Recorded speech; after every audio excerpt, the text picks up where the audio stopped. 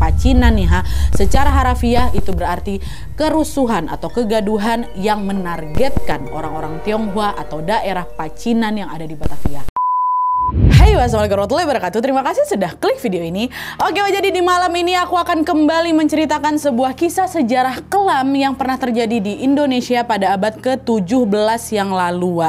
Kisah kelam ini bermula dari ketegangan sosial dan ekonomi antara VOC dengan etnis Tionghoa yang ada di Nusantara. Dimana saking tegangnya hubungan itu, pada suatu hari meletuslah sebuah pertempuran di antara mereka yang dikenal dengan nama Geger Pacinan. Sebenarnya Geger Pacinan ini tuh cuman berlangsung selama beberapa hari aja, tapi meskipun singkat, ada banyak sekali korban yang berjatuhan dari pihak Tionghoa.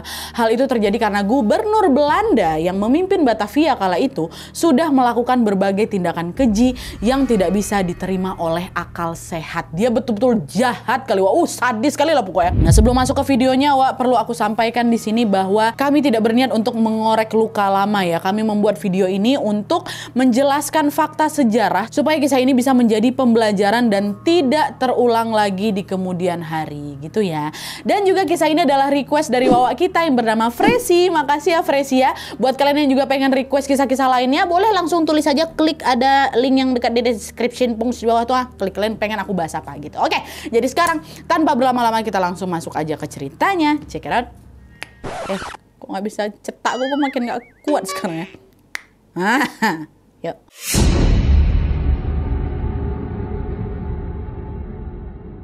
Oke, sebelum aku masuk ke kisah pecahnya Geger Pacinan ini, aku mau jelasin dulu tentang awal mula kedatangan orang-orang Tionghoa ke Nusantara. Karena tentunya kisah kedatangan mereka ini tidak bisa dilepaskan dari peristiwa Geger Pacinan nih, ya. Jadi, kisah kedatangan orang Tionghoa ke Nusantara mempunyai dua versi, yaitu versi penemuan artefak atau benda peninggalan sejarah dan juga versi sumber sejarah yang tertulis. Nah, menurut penemuan artefak, orang-orang Tionghoa pertama kali datang ke Nusantara pada sekitar 300 tahun sebelum Masehi. Nah, sementara itu kalau menurut sumber sejarah tertulis nih, orang-orang Tionghoa pertama kali datang ke Nusantara pada sekitar abad ke-5. Pada saat itu ada seorang biksu asal Cina yang bernama Fa Hien yang singgah ke Nusantara setelah dia melakukan perjalanan dari India. Nah, setelah kunjungan singkatnya Fa Hien ini, pada abad ke-7 Masehi, orang-orang Tionghoa datanglah ini ke Nusantara untuk berdagang. Selain berdagang, orang-orang Tionghoa juga datang ke sini karena adanya hubungan diplomatik antara dinasti Yuan yang ada di Tiongkok dengan kerajaan-kerajaan di Nusantara. Dan seiring berjalannya waktu, orang-orang Tionghoa yang datang ke Nusantara ini ya jadi semakin banyak lagi. Pada abad ke-13 Masehi, pemimpin dinasti Yuan yaitu Kubilai Khan membawa 20.000 sampai 30.000 pasukannya untuk menyerang kerajaan Singasari dan menginvasi Pulau Jawa. Lalu sekitar satu abad kemudian, yaitu sekitar abad 14 Masehi, sekitar 27.000 penjelajah dari Tiongkok di bawah pimpinan Laksamana Cheng Ho mendarat juga nih di Nusantara untuk berdagang dan juga menyebarkan agama Islam. Aku sudah pernah bahas soal Laksamana Cheng Ho, abis ini kalian boleh nonton juga ya kalau mau. Nah, setelah kedatangan Laksamana Cheng Ho ke Nusantara, etnis Tionghoa pun jadi semakin banyak lagi tuh berdatangan ke Nusantara ini, ke Indonesia dengan tujuan berdagang. Hal itu terjadi karena Nusantara ini kan adalah salah satu jalur strategis yang sering dilewati oleh pedagang dari seluruh dunia kan, Dan selain berdagang, orang-orang Tionghoa juga tertarik untuk tinggal di Nusantara. Nah, di sisi lain, setiap kali kedatangan etnis Tionghoa sejak abad 5 sampai abad 14 tadi, masyarakat setempat, masyarakat Nusantara juga selalu menyambut mereka dengan sangat baik. Dimana sambutan itu membuat etnis Tionghoa pun jadi mudah bergaul, jadi mudah beradaptasi lah dengan adat istiadat setempat, adat istiadat Nusantara. Nah, setelah menjalin hubungan baik, sebagian besar perantau Tionghoa pun menikahlah dengan wanita-wanita pribumi, Pernikahan antara etnis itulah yang kemudian mendorong terjadinya asimilasi atau pencampuran budaya. Nah, menariknya, pencampuran budaya ini membawa pengaruh dalam berbagai bidang dan salah satunya adalah bidang ekonomi, di mana kedatangan etnis Tionghoa di Nusantara itu berperan sangat besar dalam kemajuan ekonomi karena sebagian besar dari mereka yang datang ini berprofesi sebagai pedagang. Bahkan ada juga yang sampai mendirikan pabrik-pabrik besar tuh di kota-kota besar yang ada di Nusantara. Nah, di saat pribumi dan Tionghoa ini hidup berdampingan, hidup harmonis gitu kan. Pada tahun 1596, Belanda datang ke Nusantara untuk mencari daerah penghasil rempah-rempah. Nah, setelah tahu kalau Nusantara ini adalah negara yang sangat kaya, Wak, pada tahun 1602, Serikat Dagang Belanda atau VOC datang juga, mendarat juga ke Nusantara. FYI, Belanda sama VOC ini, Wak, adalah dua hal yang berbeda ya. Belanda adalah nama negeri atau wilayah, sementara VOC ini adalah nama perusahaan swasta yang dimiliki sama Belanda. Jadi gampangnya Belanda ini pemerintahnya, tapi kalau VOC ini adalah perusahaan swasta Belanda, pemerintah dan swasta. Kebayang ya? Nah, setelah datang ke Nusantara, Wak, VOC ini mengeruk rempah-rempah macam gula, cengkeh, pala, lada, dan hasil bumi lainnya untuk dijual lagi ke Eropa. Nah, penjualan rempah itu tentunya membuat VOC ini sukses besar lah, untung banyak lah, dia akan berlipat-lipat ganda lah gitu pokoknya keuntungannya. Nah, meskipun sudah banyak mendapatkan keuntungan, Wak, rupanya VOC ini belum juga ngerasa puas.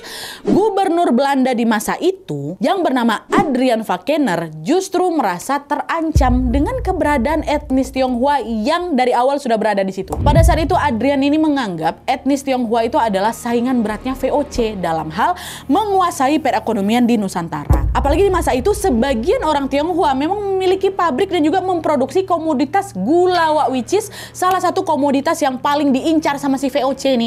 Nah, berawal dari perasaan takut tersaingi itulah Adrian pun, si gubernur Belanda ini pun memberlakukan sederet peraturan kejam yang merugikan etnis Tionghoa. Nah, sekarang aku mau jelasin dulu apa saja yang terjadi pada etnis Tionghoa di masa pemerintahan VOC, Wak, ya. Masuk.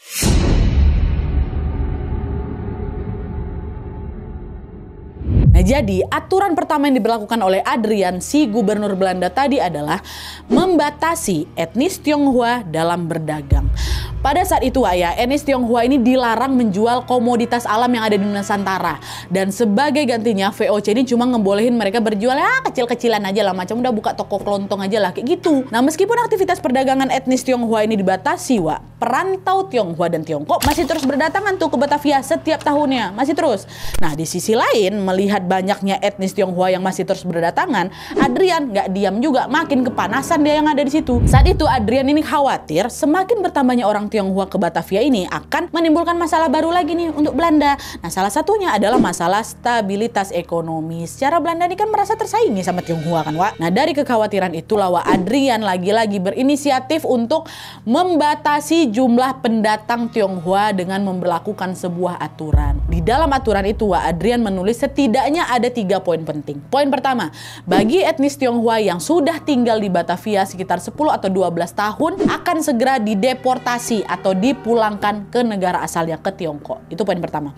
Poin kedua, setiap orang Tionghoa wajib mempunyai surat izin tinggal. Kalau sampai mereka tuh nggak punya surat itu, mereka akan dianggap ilegal dan harus segera dipulangkan ke Tiongkok. Tapi ada juga nih sumber lain yang menyebut kalau orang Tionghoa ini dianggap ilegal, mereka tuh bukan dipulangkan tapi dibuang ke negara lain untuk dipekerjakan secara paksa. Ya, itu poin kedua. Poin ketiganya, bagi orang Tionghoa yang belum mempunyai izin tinggal harus mengajukan surat itu dengan cara membayar 2 ringgit pada pemerintah Belanda. Pada masa itu, Wak, 2 ringgit itu bukan nominal kecil loh, nominal besar. Dan dengan adanya aturan ketiga ini, Wak, sebagian orang Tionghoa memilih untuk membayar 2 ringgit itu supaya bisa tetap tinggal di Batavia, ya kan, dibayar sama mereka. Mereka udah betah di situ, mereka duluan tinggal di situ kok. Nah, bersamaan dengan pemberlakuan aturan dari Adrian itu, Wak, di saat yang sama pula kebetulan si VOC ini lagi mengalami kerugian besar.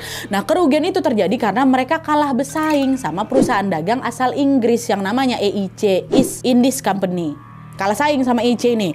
Nah, kerugian itulah yang kemudian mendorong Adrian lagi, si gubernur Batavia ini, untuk memeras orang Tionghoa untuk menutupi kerugian VOC. Ini orang Tionghoa nggak tahu apa-apa nih, mereka disuruh ganti rugi, Wak. Dan memeras di sini itu bukan berarti mereka dipaksa bayar lebih mahal, Wak, ya.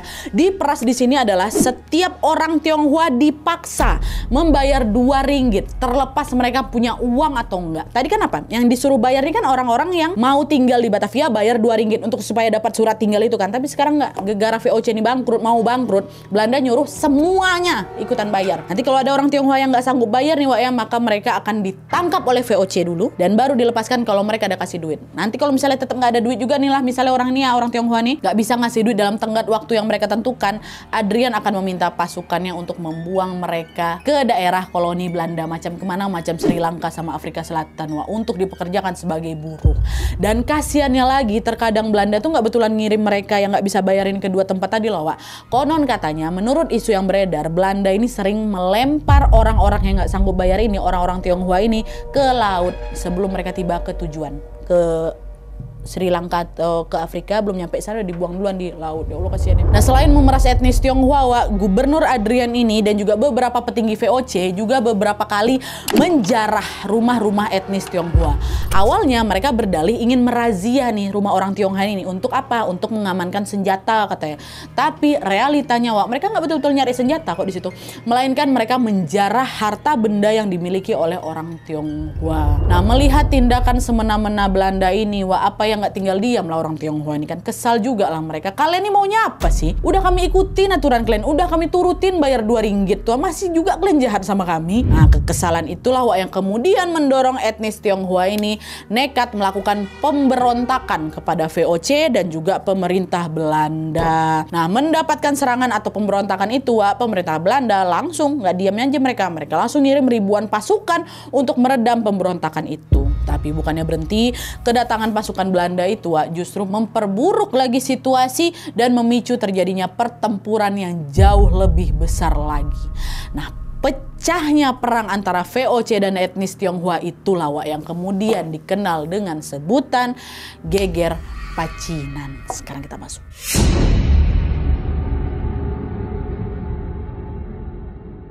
Nah, peristiwa Geger Pacinan ini Wak bermula pada bulan September tahun 1740. Jadi ceritanya pada saat itu seorang pemimpin Tionghoa yang bernama Oi Pangko atau dikenal dengan nama Kapten Sepanjang mengumpulkan 1000 pasukan untuk mendiskusikan rencana penyerangan terhadap si Belanda ini. Nah, di sisi lain melihat ribuan orang Tionghoa lagi berkumpul, Adrian langsung gak enak perasaannya. Dia langsung mencium sesuatu yang mencurigakan. Dia mikir, ini ngapain nih mereka kumpul-kumpul kayak gitu? Jangan-jangan lagi berdiskusi buat nyerang kita nih. Nah, karena khawatir ya kan, Adrian pun segera langsung menemui atasannya lagi Wak, namanya Gustav. Dan dia pun melaporkan tanda-tanda pemberontakan yang akan dilakukan oleh kaum Tionghoa. Nah, selesai melaporkan, Adrian pun juga meminta Pak Gustav ini untuk menyiapkan pasukan apabila orang Tionghoa betul-betul menyerang. Nah, mendengar permintaan itu, awalnya Pak Gustav tuh nggak setuju Wak, karena dia khawatir kalau nanti dia terjunkan pasukan Belanda yang lebih banyak lagi, akan terjadi pertumpahan darah di situ di antara kedua belah pihak. Mau Belanda mau Tionghoa nanti jadi chaos lah gitu. Tapi gara-gara Adrian terus mendesak Wak, akhirnya atasannya ini atau Pak Gustav ini luluh dituruti ya permintaan Adrian. Nah, nggak lama setelah menyiapkan pasukan, pada tanggal 7 Oktober 1740 Wak, pasukan Tionghoa pun akhirnya menyerang betulan nih. Mereka melakukan pemberontakan, mereka menyerang pos-posnya VOC yang tersebar di Batavia, dan dalam penyerangan itu pasukan Tionghoa berhasil melumpuhkan 50 pasukan Belanda yang lagi berjaga di pos Tanah Abang Wak. Di pos Tanah Abang sama pos Jatinegara berhasil dilumpuhkan sama mereka. Tewas lah ini kan 50 orang Belanda. Nah, setelah mendengar pasukannya tewas, makin panas lagi Adrian kan. Adrian kirim lagi 1.800 pasukan untuk melawan balik pasukan Tionghoa. Pasukan Tionghoa juga nggak mau kalah. Nggak lama dari situ orang-orang Tionghoa yang tinggal di luar Batavia Wak juga ikut datang ke sana bertempur di medan perang. Tapi karena jumlah pasukan Belanda ini kan jauh lebih banyak kan Wak, dan senjata mereka kan juga jauh lebih lengkap. Alhasil pasukan Tionghoa pun mengalami kekalahan telak. Banyak di antara mereka yang langsung tewas terbunuh di medan peperangan ini Wak. Tapi meskipun pasukan Tionghoa ini mengalami kekalahan, bukan berarti pertempuran itu berhenti gitu aja Wak. Adrian tuh gubernur Belanda nih masih belum puas lagi. Yang ada dia justru melakukan sebuah tindakan yang jauh lebih ekstrim lagi, yaitu memerintahkan pasukan Belanda untuk menyapu bersih habis seluruh etnis Tionghoa yang ada di Batavia. Dan disinilah Wak, awal mula Geger Pacinan terjadi. ya. Pacinan merujuk pada istilah lama untuk menyebut orang Tionghoa atau daerah tempat tinggal mereka di Batavia. Sedangkan geger itu berarti kerusuhan atau kegaduhan di dalam bahasa Indonesia. Jadi kalau misalnya digabung geger pacinan nih secara harafiah itu berarti kerusuhan atau kegaduhan yang menargetkan orang-orang Tionghoa atau daerah Pacinan yang ada di Batavia gitu. Lanjut lagi. Nah, mendengar perintah itu kan udah keluar perintah Adrian kan. Pasukan Belanda pun langsung menyerang semua laki-laki Tionghoa secara membabi buta. Wah, mereka sama sekali nggak peduli apakah yang mereka serang ini adalah pemberontak yang pertama apa enggak. Pokoknya laki-laki habis sikat. Dan parahnya lagi, selain menyerang laki-laki Tionghoa, pasukan Belanda ini juga menyerang masyarakat Tionghoa secara keseluruhan, termasuk anak-anak, perempuan, orang tua, bahkan bayi, bayi yang masih suci nggak salah apa-apa ikut jadi korban mereka. Semua disikat habis sama mereka. Belum puas dengan semua itu, pasukan Belanda juga tega menyerang orang-orang Tionghoa yang lagi diperiksa di rumah sakit loh. Pada saat itu mereka mendatangi nih beberapa rumah sakit yang ada di Batavia, bikin kerusuhan mereka di sana. Woi kalian orang Tionghoa, cepat kalian keluar dari sini kata mereka. Dan pas orang-orang itu keluar yang lagi sakit-sakit nih keluar, disitulah pasukan Belanda langsung mengacungkan senjatanya dan langsung ditembaki mereka pada saat itu juga.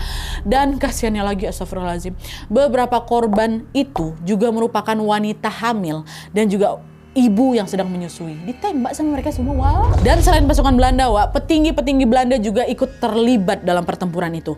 Dimana petinggi-petinggi itu sengaja ditembakkannya meriam, ditembak dar gitu ke pemukiman Tionghoa sampai membuat rumah mereka hancur.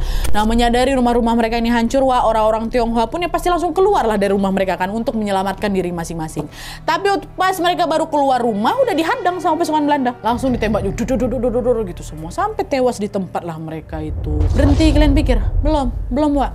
Kekacauan itu semakin parah lagi ketika entah ini dapat fitnah atau rumor dari mana Wak ya. Beredarlah rumor di kalangan pribumi. Entah siapalah yang nyebar pertama kali Wak ya, tapi yang jelas rumor itu rumor yang tersebar ini menyebutkan bahwa orang Tionghoa berniat mau menghabisi dan memperkaos orang pribumi. Keluar rumor itu, dengar rumor itu, kaum pribumi yang lagi awalnya tenang-tenang aja nih, nggak ikut campur masalah urusan Tionghoa sama VOC kan, ya terhasut mereka di situ, marah mereka di situ. Nah, kemarahan itulah akhirnya kemudian mendorong pribumi ikut ngebakar rumah-rumah milik orang Tionghoa juga, Jadi sampai di sini etnis Tionghoa itu udah diserang sama dua pihak sekaligus, sama pribumi sama Belanda. Nah di sini nih ketika Adrian sudah melihat semua kekacauan itu, dia belum puas juga. Pada tanggal 14 Oktober 1740 atau 8 hari loh, 8 hari setelah pertempuran itu dimulai, Adrian ini justru mengadakan sebuah sayembara.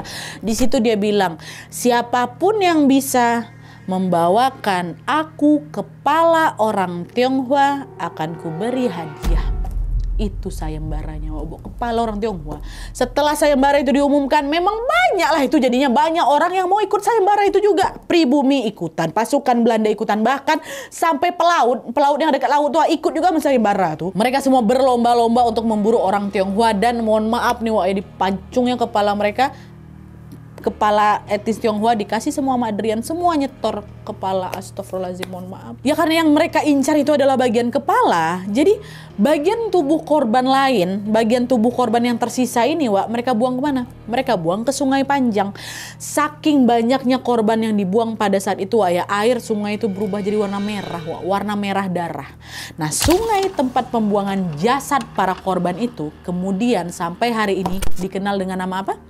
Sungai Angke. Jadi kata Angke itu berasal dari kata Hokkien, dari bahasa Hokkien yang artinya sungai merah. Nah, itulah asal muasal Sungai Angke itu. Kenapa dikasih nama Sungai Angke? Karena kejadian inilah. Astagfirullahaladzim. Setelah akhirnya dia puas dengan segala kekacauan ini, Adrian pun akhirnya mencabut sayembaranya pada tanggal 22 Oktober 1740 ya. Dan setelah sayembara itu dicabut, sejumlah etnis Tionghoa pun gak diam mereka di situ, gak takut mereka di sana. Yang ada mereka melakukan serangan balik lagi kepada Belanda karena mereka gak terima lah orang-orang terdekat mereka diperlakukan secara keji dan sadis kayak gini kan. Lagi-lagi karena ya itulah dia, mereka kalah jumlah. Pasukan Tionghoa yang tersisa pun kembali mengalami kekalahan. Menurut catatan sejarah, tragedi geger Pacinan ini ini menewaskan sekitar 10.000 etnis Tionghoa. Bayangkan sama kalian, 10.000 orang. Dan setelah peristiwa sesadis itu terjadi, orang-orang Tionghoa pun masih tetap mendapatkan perilaku diskriminatif loh dari pemerintah Belanda. Mereka-mereka yang tersisa nih loh. Karena tidak lama setelah peristiwa itu ya, pemerintah Belanda meminta etnis Tionghoa yang selamat untuk pindah ke sebuah perkampungan khusus. Jadi dia nyiapin area, kalian tinggal di situ. Supaya apa? Supaya Belanda ini lebih mudah dalam mengawasi pergerakan mereka. Jadi kalau mereka ini mau memberontak lagi, Belanda bakal cepet tahu lah gitu. Semua dikumpulin satu tempat. Dan FYI, perkampungan yang disediakan sama si Adrian ini yang mereka tinggali pada saat itu sekarang lebih dikenal dengan sebutan daerah Glodok. Nah itulah tempat yang ditunjuk sama Adrian tua. Nah, waktu mereka ditinggalkan di situ, disuruh kumpul di sana, disuruh tinggal di sana, orang-orang Tionghoa yang nggak suka lah dengan pengawasan Belanda kan. Nah, sebagian di antara mereka memilih kabur ke wilayah Jawa Tengah dan juga Jawa Timur. Mereka udah nggak mau lagi tinggal di Batavia kan, kaburlah mereka, pergi meninggalkan daerah itu. Dan siapa sangka pelarian itulah yang menjadi awal mula kebangkitan Tionghoa dalam melawan VOC di kemudian hari. Nah, menariknya, kebangkitan mereka ini pada saat itu ya didukung penuh oleh beberapa raja yang ada di Jawa Tengah, di mana raja-raja itu pun juga menerjunkan pasukan pribumi mereka untuk bekerja sama dengan pasukan Tionghoa dalam melawan balik VOC. Nah, pertempuran antara pasukan Jawa plus Tionghoa melawan VOC itu dikenal dengan sebutan Perang Kuning. Dan sebelum menutup video ini, aku mau menceritakan juga tentang Perang Kuning nih, sekalian aja di sini. Oke. Jadi nih ya, seperti yang aku bilang tadi, setelah mengalami geger Pacinan, sebagian etnis Tionghoa kan melarikan diri lah itu ke Jawa Tengah dan juga ke Jawa Timur. Nah, ketika mereka sampai ke Jawa Tengah nih ya, mereka disambut baik oleh pemimpin daerah Lasem atau daerah sekitar Rembang yang bernama Raden Tumenggung Widyaningrat. Dan fun fact-nya, Raden Tumenggung ini adalah keturunan Tionghoa yang memiliki nama Chinese yaitu Oi Ing Kiat. Ya, nah disambutlah sama Raja Temenggung. Nah, selain menyambut baik, Raden Temenggung ini juga mengizinkan orang-orang Tionghoa untuk tinggal dan menetap di wilayahnya. Setelah 1 tahun tinggal di Lasem, di tahun 1741, orang-orang Tionghoa berniat untuk membalas dendam nih pada VOC. Setelah mereka sudah mempersiapkan diri lah selama 1 tahun itu, mungkin kan mereka mau balas dendam balik. Nah, supaya rencana itu berjalan lancar, mereka menghimpun kekuatan yang lebih besar lagi tentunya dibanding sebelumnya. Nah, di saat etnis Tionghoa ini lagi mengumpulkan pasukan, Raden Tumenggung menawarkan kerjasama nih untuk ikutan melawan VOC secara bersama-sama. Nah, mendengar tawaran itu, etnis Tionghoa pun langsung setuju tanpa berpikir 2 kali ya kan, mereka dapat dukungan dari Raden Tumenggung. Setelah setuju, Raden Tumenggung pun segera menurunkan ribuan pasukan dari kalangan pribumi untuk bekerja sama dengan pasukan Tionghoa. Nah, setelah pasukan mereka ini tergabung nih, pasukan pribumi dari Raden Tumenggung sama pasukan Tionghoa yang tersisa, mereka pun langsung menyerang VOC di beberapa wilayah yang ada di Jawa Tengah, semacam di Lasem, Semarang, Juwana atau Pati sekarang, Cirebon dan beberapa daerah lainnya. Nah, ketika etnis Tionghoa di Jateng ini berhasil mengobarkan perlawanan, orang Tionghoa yang lari ke Jatim, katanya ada 2, lari ke Jawa Tengah sama lari ke Jawa Timur. Nah, orang Tionghoa yang lari ke Jawa Timur ini justru sebaliknya. Pada saat itu mereka mendapatkan sambutan yang kurang baik dari pemimpin Jatim kala itu, yaitu Cakradiningrat keempat. Sambutan kurang menyenangkan ini terjadi karena Cakradiningrat IV ini katanya lebih memilih kepada VOC. Bukan memilih, maaf, memihak kepada VOC. Jadi mereka tidak dapat sambutan yang sama seperti kaum Tionghoa yang ada di Jawa Tengah. Tapi meskipun tidak didukung sama pemimpin Jawa Timur ini, pasukan Tionghoa di sana juga tetap melakukan pemberontakan di beberapa daerah yang ada di Jawa Timur, macam di Surabaya, Gresik, Tuban dan juga Lamongan. Tapi karena Cakradiningrat IV ini pro sama VOC, alhasil pasukan Tionghoa di sana malah diburu dan juga dihabisi oleh pasukan suruhan Cakradiningrat IV. Akibat penyerangan itu, etnis Tionghoa di Jawa Timur ya banyak yang gugur pada tahun yang sama pada saat mereka memberontak itu. Nah, pemberontakan ini terjadi di tahun 1741, selesainya juga di 1741. Jadi nggak sampai setahun lebih lah gitu. Beberapa bulan aja selesai di situ di Jawa Timur. Nah, ketika pasukan Tionghoa di Jawa Timur ini banyak yang gugur, pasukan Tionghoa di Jawa Tengah yang dibantu sama Raden Tumenggung mereka tetap melakukan perlawanan yang jauh lebih sengit lagi. Saking kuatnya pasukan Raden Tumenggung pertempuran mereka melawan VOC berlangsung kurang lebih berapa lama? 9 tahun, dari 41 sampai 1750. Dan perang itu baru berhenti setelah Belanda menewaskan 3 tokoh penting di pasukan Tionghoa dan Jawa Tengah, dan salah satunya itulah Raden Tumenggung atau pemimpin mereka tewas saat pertempuran selama 9 tahun itu. Dan di sini setelah kejadian itu, setelah Raden Tumenggung tewas, Raden Tumenggung atau Oey Ing Kiat diakui menjadi salah satu dari 4 pahlawan Tionghoa yang melawan VOC. Dan meskipun mengalami kekalahan di sini, pertempuran pasukan Jawa Tionghoa melawan VOC menjadi bukti bahwa mereka punya rasa solidaritas yang sangat kuat. Karena apapun jenis suku dan etnisnya, selama kita hidup, tinggal dan mencintai tanah air yang sama, maka kita semua adalah saudara. Sana saudaraku. Oke jadi itu tadi sejarah tragis yang pernah menimpa etnis Tionghoa di Indonesia.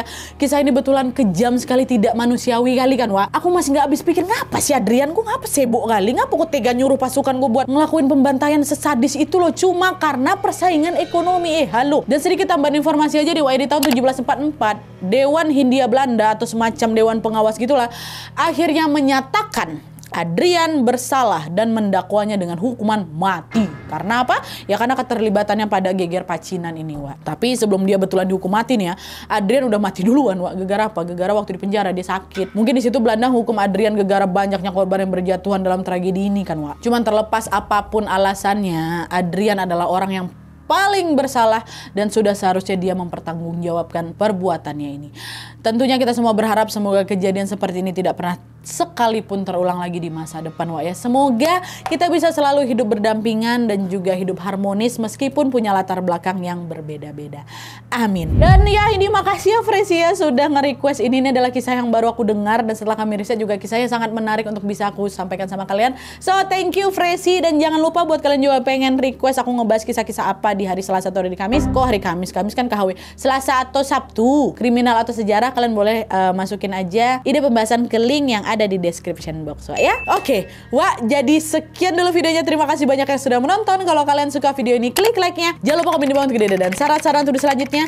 Jangan lupa nyalain notifikasi ya supaya kalian tahu kalau aku upload video baru. And as always, jangan lupa untuk klik tombol subscribe supaya kalian sama-sama tahu informasi menarik dan menegangkan dari channel aku. See you next video, bye.